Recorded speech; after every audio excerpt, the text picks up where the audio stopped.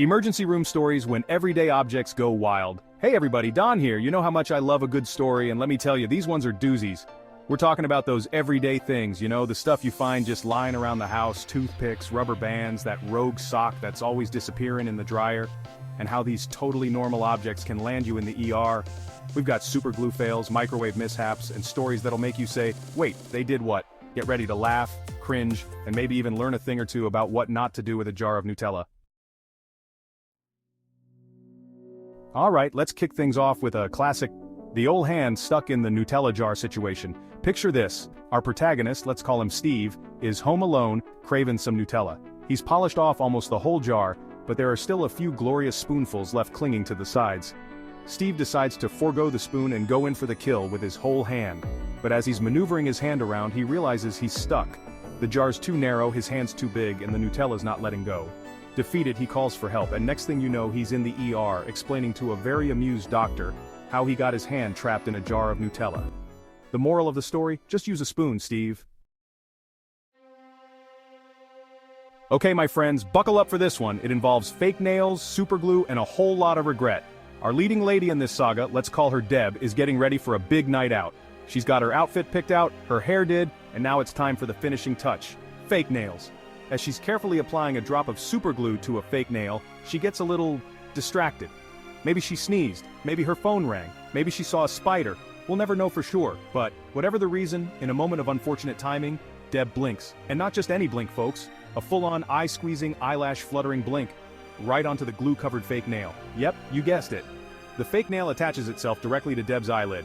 Deb tries to pry the nail off, but it's no use. The superglue is living up to its name, and that nail is going nowhere fast. So off to the ER Deb goes, with a fake nail glued to her eye and a story that'll make her friends gasp and maybe spit out their drinks a little. Alright folks, this next story is a cautionary tale about the lengths we go to for love, and the importance of comfortable underwear. Meet Mark, a single guy who's finally landed a date with the woman of his dreams. He's excited, he's nervous, he's ready to impress. Now, Mark believes that confidence is key, and for him, confidence comes from, well, let's just say he decides to wear underwear that's a few sizes too small. He figures it'll make him look, shall we say, more streamlined for his big date. But as Mark squeezes himself into those too tight undies, he starts to realize that maybe, just maybe, he's made a mistake. The date starts off okay, but as the night goes on, Mark's discomfort grows, and grows, and grows. What started as a slight pinch has turned into a full-blown 5-alarm fire in his nether regions. Finally, Mark can't take it anymore. He excuses himself from the date, rushes to the ER and confesses his predicament to a very understanding and probably slightly amused doctor. The doctor, bless their heart, helps Mark out of his too tight predicament, and I'm sure gives him a little talk about the importance of comfort over style. As for the date, well, let's just say there wasn't a second one. The phone in the bedpan. Okay folks, this next one takes place in a hospital, which, let's be honest, is already a prime location for unexpected events. But this story takes the hospital bedpan to a whole new level. Our main character in this ER escapade is a patient. Let's call her Brenda. Brenda's stuck in the hospital, not feeling her best, and of course, incredibly bored. To pass the time, she's scrolling through her phone, catching up on social media, texting with friends, you know, the usual hospital boredom busters. Now, Brenda needs to use the, facilities. She's balancing her phone in one hand, trying to multitask because who wants to be away from their phone for even a minute, right? But as she's, shall we say, taking care of business, disaster strikes. Brenda's phone slips from her grasp and plunges into the depths of the bedpan. Now most people would probably just cut their losses at this point. I mean, it's a phone in a bedpan, game over, right? But not Brenda. Brenda's determined to recover her precious phone, even if it's the last thing she does. She reaches into the bedpan and promptly gets stuck. Yep, you heard that right. Stuck in a bedpan. So now, not only is Brenda's phone swimming with the fishes, but she's also trapped, unable to free herself from this porcelain prison. The nurses are called, there's some maneuvering and maybe a little bit of giggling, and eventually Brenda is freed from her bedpan predicament. I'm sure she learned a valuable lesson that day about the dangers of multitasking and the importance of keeping your phone a safe distance from any and all hospital equipment. The zipper mishap. Alright fellas, this one's for you. We've all been there. You're in a hurry, rushing to get dressed, and bam! You get a little too enthusiastic with the zipper. But our guy in this story, let's call him Mike, takes the zipper mishap to a whole new level of ouch. Mike's getting ready for work, throws on his favorite pair of pants and zips them up in a flash. But as he's zipping, he feels a sudden sharp pain. He tries to unzip, but it's too late. The zipper has claimed its victim, and that victim is a very sensitive part of Mike's anatomy. Now I'm not gonna get graphic here, but let's just say Mike's in a world of hurt. He tries to free himself, but the zipper's jammed, and the pain is getting worse by the second. He's sweating, he's cursing, he's probably considering just cutting his losses and buying a new pair of pants, and maybe a whole new wardrobe while he's at it. But eventually, Mike realizes he's got no choice but to call for help. So off to the ER he goes, with the zipper biting him in a very unfortunate place, and a story he'll never live down. The ER staff, being the pros they are, help Mike out of his predicament, and I'm sure they've got some stories of their own to share. But the moral of the story is clear. Slow and steady wins the race, especially when it comes to zippers. The toilet seat surprise. Okay folks, this next story is a real head-scratcher. It involves a toilet seat, a hula hoop, and a whole lot of confusion. Our protagonist in this ER adventure is, well, let's just call them Alex. Alex is a fun-loving, adventurous soul who loves a good laugh. One day, Alex is feeling a little, shall we say, bored. They're looking for something to spice up their day, something unexpected, something that involves a toilet seat. Now, I don't know what goes through someone's mind when they decide to use a toilet seat as a hula hoop, but that's exactly what Alex decides to do. They grab a toilet seat, I'm not sure if it's new or used, and frankly I don't want to know, and they start hula hooping. Things are going surprisingly well at first. Alex is feeling pretty good about themselves, probably thinking they've invented a new fitness craze.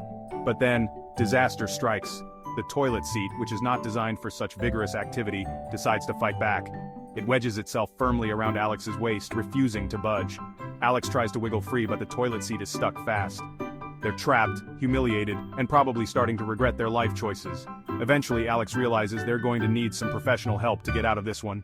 So, off to the ER they go, toilet seat in tow, for what I'm sure was a very interesting conversation with the medical staff. The lesson here? Stick to actual hula hoops, folks. Toilet seats are for, well, you know. The microwave explosion. Okay, this next story involves a microwave, a pair of wet socks, and a whole lot of smoke. Our protagonist in this ER saga is, let's call him Chad. Chad's a curious fellow, always trying new things, experimenting, pushing the boundaries of what's possible.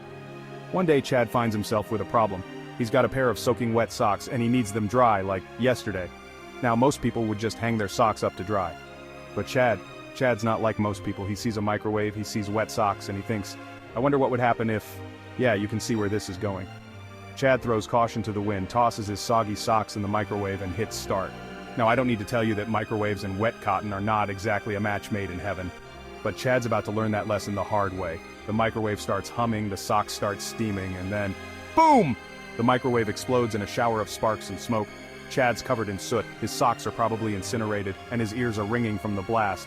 He stumbles out of the smoky kitchen, coughing and sputtering, and realizes he might need a little medical attention. So off to the ER he goes, smelling like burnt socks and with a newfound respect for the power of the microwave. The lesson here? Stick to heating up leftovers, folks. Leave the sock drying to the dryer. The cat hairball incident. Okay folks, this next story is for all you cat lovers out there. You know how cats have that special talent for hacking up hairballs? Well, our protagonist Sarah decides to try it for herself. Do not try this at home. Sarah accidentally swallows a small object. Inspiration strikes. She remembers her cat, Mittens. Sarah channels her inner feline to induce vomiting, but instead of success, she gets nothing. Realizing she's in over her head, she calls for help. Next thing you know, she's in the ER, explaining to a very confused doctor. The doctor helps her out and reminds her humans and cats are different. So, remember Sarah and the case of the human hairball. Some things are best left to the professionals, or, cats. The inflatable pool fail. Alright folks, this last story is a cautionary tale about inflatable pools and lung capacity. Meet Greg, a dad trying to give his kids a fun summer day. He's got the backyard, the sunshine, and a brand new inflatable pool. But there's just one problem. Greg can't find the pump. He sees an inflatable pool and thinks, challenge accepted. Greg decides to inflate the pool the old-fashioned way, with his mouth. The pool is slowly taking shape, but Greg's lungs are about to burst. Finally, the pool is inflated. Greg collapses, gasping for air. He ends up in the ER explaining to a very amused doctor, or just use a pump. Outroast, stay safe and subscribe. Thanks for tuning in, everyone. I hope you enjoyed these wild ER stories as much as I did. Remember, everyday objects can be dangerous if you're not careful. So, be aware, be safe, and maybe think twice before you stick your hand in a Nutella jar or try to inflate a pool with your mouth. If you laughed, cringed, or maybe even learned a thing or two, hit that like button and subscribe for more crazy stories. and be sure to share your own ER tales in the comments below. I'd love to hear them. Until next time, stay safe, stay healthy, and stay away from those rogue toilet seats.